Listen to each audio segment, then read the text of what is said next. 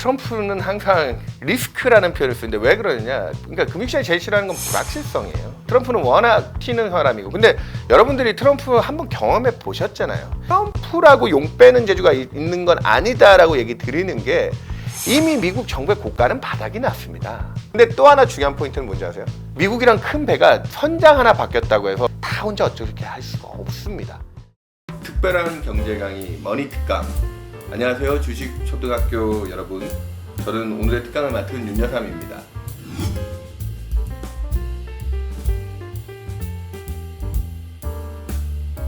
일단 우리 트럼프는 항상 리스크라는 표현을 쓰는데 왜 그러느냐? 그러니까 금융시장이 제일 싫어하는 건 불확실성이에요. 트럼프는 워낙 튀는 사람이고, 근데 여러분들이 트럼프 한번 경험해 보셨잖아요. 2016년에 근데 제가 아는 그때 당시 저희 채권운용본부장이 트럼프 당선을 예측했던 몇 안 되는 사람 중에 하나였습니다. 그래서 그분이 포지션을 어떻게 했느냐? 채권을 대규모로 롱 포지션을 가져갔다가 매수를 했죠. 근데 역풍을 맞고 엄청난 손실을 입은 트럼프 당선을 맞추고도 손해를 봤거든요. 정반대로 움직였죠. 왜냐? 트럼프는 결국은 재정을 써서 인플레이션을 일으키는 사람이었기 때문에 채권 시장에는 악재가 된 겁니다. 트럼프가 당선되면 금융시장 불확실성, 불안 때문에 안전 위험 자산들 주가가 빠지고 그러면서 채권이 반대급부로 수혜를 보지 않을까라고 배팅을 했는데 당한 거죠. 근데 이번에도 지금 공식은 트럼프는 여전히 인플레이션주의자고, 트럼프가 당선되면 또 감세하고 돈을 많이 써서, 지금도 아까 제가 미국 정부의 이자 지급에까지 디테일하게 얘기 드렸잖아요. 그러니까 저는 트럼프라고 용 빼는 재주가 있는 건 아니다라고 얘기 드리는 게 이미 미국 정부의 고가는 바닥이 났습니다. 미국 정부 부채는 미국의 의회 예산처조차 지금 재정 적자를 더 내면 선지에 빠질 수 있다. 뭐냐? 아랫돌께서 윗돌 개는 거예요. 이자 갚으려고 빚을 더 내야 되는 상황에 지금 미국 정부가 지금 초입해 있습니다. 미국채가 전 세계에서 제일 안전한 자산인데, 그렇기 때문에 트럼프가 이번에 대선 토론 잘했다고 한 날 지난주 초였죠. 미국채 10년 금리가 무려 트럼프 대선 그 우세 이후 20bp 가까이 치솟았었습니다. 4.5 근처까지 갔었습니다. 하지만 지금 다시 균형을 잡으면서, 저는 지금 시장이 또 트럼프가 만약에 뭐 누가 될지 진짜 모르죠. 끝까지 가봐야 되는데, 트럼프가 당선된다고 하더라도 전 트럼프는 굉장한 이성주의자라고 보고 있습니다. 그때도 트럼프 당선, 모를 때 트럼프 당선은 채권 시장에 호재일 거다라고 배팅했다가 사람들이 당했잖아요. 지금은 또 공식대로라고 하면 트럼프가 당선되면 미국 금리가 치솟고 달러가 강세로 갈 거다라고 많이 주장하고 계신데, 제가 재밌는 통계 하나까지 더 얘기하면서 미국 대선 결과 얘기 드리겠습니다. 미국 대통령은 두 번을 하잖아요. 초임, 재임. 두 번을 하는데, 대통령들이 초임 때 돈을 많이 쓸까요? 재임 때 돈을 많이 쓸까요? 그러니까 재정 같은 걸 풀어가지고 경기 부양이나 이런 거 언제 많이 할까요? 당연히 초임 때 많이 합니다. 그때 이렇게 분위기 좋게 하고 그렇게 해야 딜을 도모할 수가 있죠. 대부분 평균적으로 재임 때가 초임 대비 재정 적자가 절반으로 주는 경향이 있습니다. 요번에 아주 이례적인 상황이죠. 바이든이 되든 트럼프가 되든 둘 다 그리고 초임 때 돈을 많이 썼던 대통령들입니다. 바이든은 뭐 낙태법 같은 거에 관심이 많을 거고요. 트럼프는 뭐 글로벌 뭐 경찰 역할에 이제 발을 빼고 외교나 뭐 이런 쪽 뭐 관세 얘기도, 보편 관세 얘기도 하고 있지만 그거 미국 국민들한테 엄청난 고통을 주는 겁니다. 아니, 전 세계에 들어오는, 미국에 들어오는 물품에 5에서 10% 관세를 뗀다. 그만큼 물가에 대한 부담이 들어오는데 트럼프가 그걸 진짜 시행할 수 있을까요? 지금은 정치적인 대립이나 세결 분명하게 하기 위해서 그런 것들을 강조하고 있지만, 전 트럼프가 대통령 되면 오히려 생각보다 균형감 있게 갈 수도 있다. 트럼프 당선을 꼭 채권 시장의 악재로만 보지 말고, 지금 트럼프 때문에 미국 금리가 한 번씩 튀는 이슈가 나온다. 채권은 저가 매수의 기회로 삼아야 되는 게 맞지 않을까. 전 트럼프는 균형감 있는 사람이고, 바이든은, 그럼 바이든 얘기는 왜 이렇게 안 해요? 바이든은 안 될 거라고 얘기 안 하는 거예요?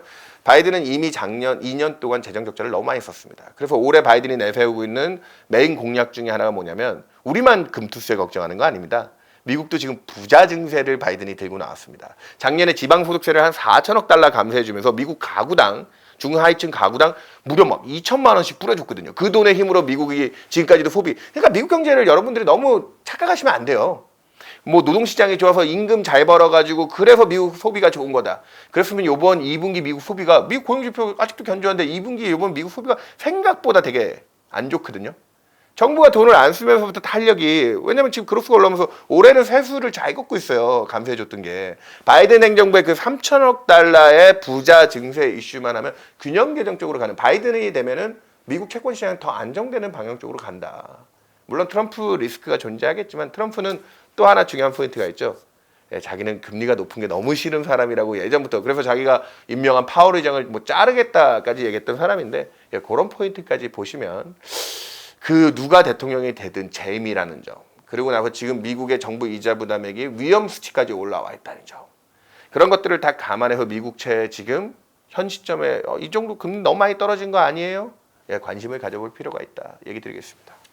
그러니까 이게 너무 정치적인 얘기라 제가 뭐 정치 전문가는 아니지만, 일단은 바이든 사태 이후 차기 민주당 후보가 누가 등장하느냐에 따라서 그게 이제 신선한 바람으로 오히려 쇠머리를 더 할 수도 있고요.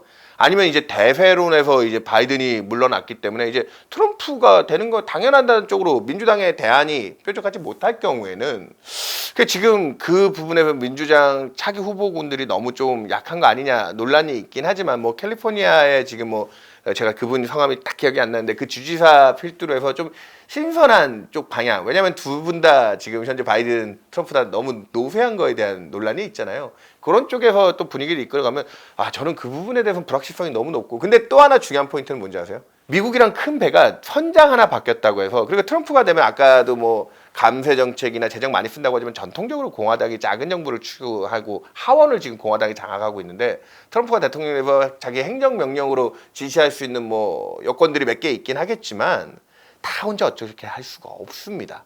그러니까 지금도 민주당에서 바이든이 탈락하든, 바이든이 대통령 되면 그렇게 나이가 많으시고 뭐 심지어는 뭐 치매 논란까지도 있으신데, 바이든이 다 정책을 수립하고 행동하는 게 아니잖아요. 그 참모진들이나 그 보좌가 더 중요한 거지. 그 틀이 깨지지는 않기 때문에 선장 하나 바뀐다고 저는 큰 틀이 바뀌기는, 그래도 뭐 공화당 민주당 대통령이 어디에서 나왔느냐에 따라서 정책 기조에 좀 변화는 있지만, 트럼프라고 그렇게 막 무작정 걱정해야 되고, 바이든이 낙마한다고 해서 그게 다시 미국 금리 폭등으로 이어지고 주식시장의 폭락으로 또 연결되는 거 아닌가? 전 가능성이 좀 낮다고 봅니다. 지난 의사록에서 아직까지도 뭐 물가에 대한 라스트 마일이라든지, 그리고 지금 미국 경제가 좋기 때문에 인상까지 검토해야 된다 얘기가 있긴 하지만, 미국 물가가 주거비 단에서 떨어지는 거에 대한 저항이 있는 거지 다시 뭐 4% 향해 올라가는 건 아니거든요. 그렇기 때문에 파월 의장도 그래서 인상에 대해서는 비교적 명확하게 끄었고, 그 의사록이 지금 현재 좀 예민했던 물가까지 보였을 때의 발언이었기 때문에 6월 FOMC 당일날 확인됐던 5월 CPI가 안정됐던 부분, 그리고 또 오늘 밤에 저희 6월달 미국 CPI가 나올 텐데, 전체적으로 지금 서비스 물가에서 주거비 외에 가장 컸던 자동차 보험료가 이제 손해율이 정점치고 이제 사고가 더 늘지 않으니까, 그 손해율 정점까지 확인하고 자동차 보험료가 지금 전년 대비 뭐 20%씩이나 오르면서 전체 미국의 서비스 물가의 가장 중요한 팩터인데, 얘가 꺾였다는 것만 놓고 봐도 이번 의사록에 많은 의미를 둘 필요는 없을 것 같습니다. 오히려 7월 FOMC 앞두고 지금 6월 미국 CPI까지 뭐 예상 범주 내에서 안정되는 범위가 들어간다고 하면, 뭐 우리나라만 자꾸 금통위에서 소수 의견 얘기하는데, 미국도 9월 인하를 하려면 지금 9월 전에 9월 전 회의가 7월이거든요. 9월 진짜 액션 들어가기 전에 7월에 도비시안 연준 인사 중에 이 정도 물가 안정을 감안해서 금리 인하를 주장하는 연준 인사가 나올 수 있느냐? 이게 나온다고 하면 아마도 7월 마지막 주, 7월 31일 날 FOMC잖아요. 그때쯤 미국 10년 금리는 4% 초반을 깨고 내려갈 정도의 또 트라이가 나오지 않을까, 저는 그렇게 생각합니다.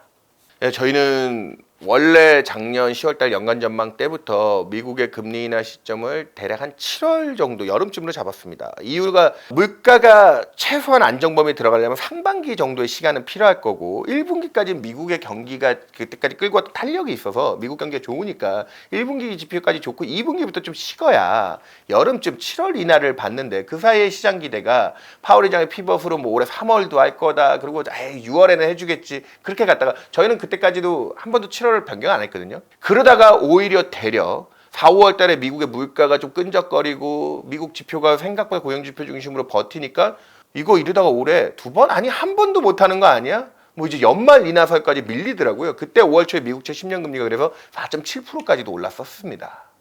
근데 지금은 다시 균형을 잡고 겨우 이제 9월 인하를 좀 시장 기대로도 믿으면서 미국 10년 금리 4.3대, 제가 앞서 공식을 얘기 드렸는데 그 정도에서 균형을 잡고 있잖아요. 한 발 물러서긴 했지만 9월쯤 인하를 해야 파월도 전일 의회 청문회 가서 얘기를 했지만, 이제 우리가 봐야 될 위험은 고물가만 있는 게 아니다.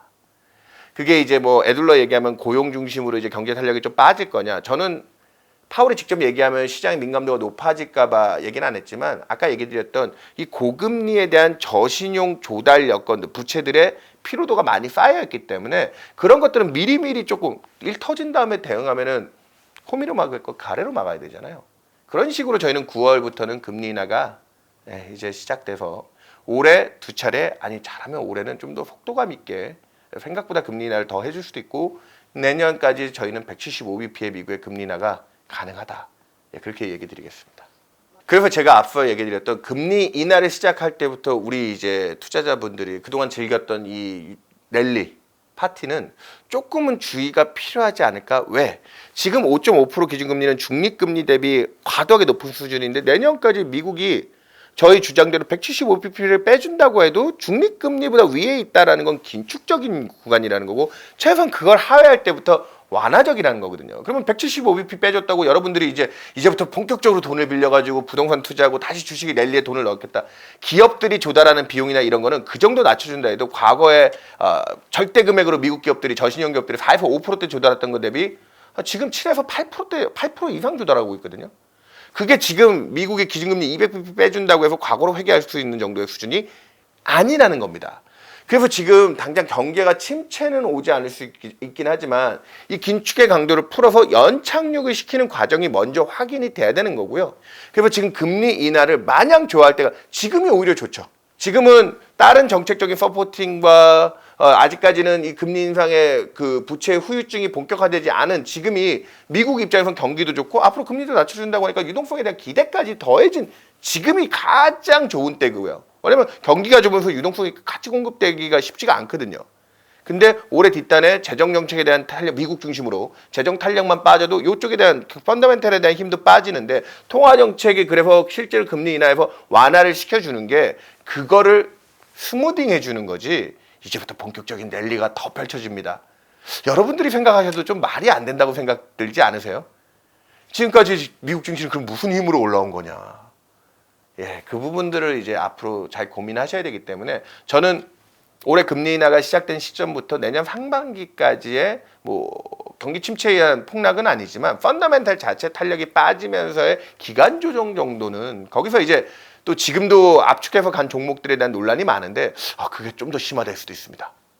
그렇기 때문에 주식 투자를 하시는 분들의 관점은 금리 인하 했을 때부터 달리는 말이 뭐 이제 더 오히려 그러면 걔네들 처져 있는 제가 요것만 얘기하고 끝내겠습니다. 미국의 S&P 500 중에 M7이 지난 4년간 누적 수익률이 얼마죠? 거의 300% 가까이 올랐거든요. 근데 재밌게 나머지 493개 종목 S&P 500이면 우량한 기업이잖아요. 그 493개 종목의 수익률은 얼마 정도 되는지 아세요? M7이 한 300% 가까이 올랐으면 얘네들도 뭐 한 5, 60% 오르는 거 아니야? 아니요. 한 30%대 수익입니다. 잘 나가는 상위 주도와 나머지 다수의 쩌리 그게 지금 S&P 500 지난 4년간 한 8, 90%의 수익률을 내준 거거든요. 금리 인하가 시작되면 그러면은 순환매가 진행되면서 이 처져있던 493개 종목들이 이제 금리가 좀 풀리니까 이쪽으로 좀 숨통이 트이지 않을까? 그 금리 낮춰주는 수준이 이들에게 그렇게까지 완화적인 환경에서 순환매가 강하게 돌아갈 정도의 금리 하락이 아닐 거라는 점입니다. 오히려 금리 낮출 때부터 더 지금도 압축돼서 가서 너무 힘들었는데 저는 매크로 관점에서 올해 금리 인하 시점부터 내년까지 이제 어느 정도 연착륙에 대한 가시거리 보일 때까지는 그 압축 장세가 초압축 장세로 더 심화되지 않을까. 그러니까 여러분들이 달리는 말에서 함부로 뛰어내리기 힘드신 저는 주식 전략가가 아니기 때문에 함부로 뭐 얘기를 못 드리지만 매크로를 보는 사람 입장에서는 이 평균의 함정, 그러니까 평균에는 아무것도 없습니다. 이 평균의 함정 시대에 잘 나가는 소수와 다수의 쩌리 시대에서 어떻게 투자를 해야 될 건가? 금리 인하 이후에 그 고민이 더 심화될 거다. 얘기 드리겠습니다.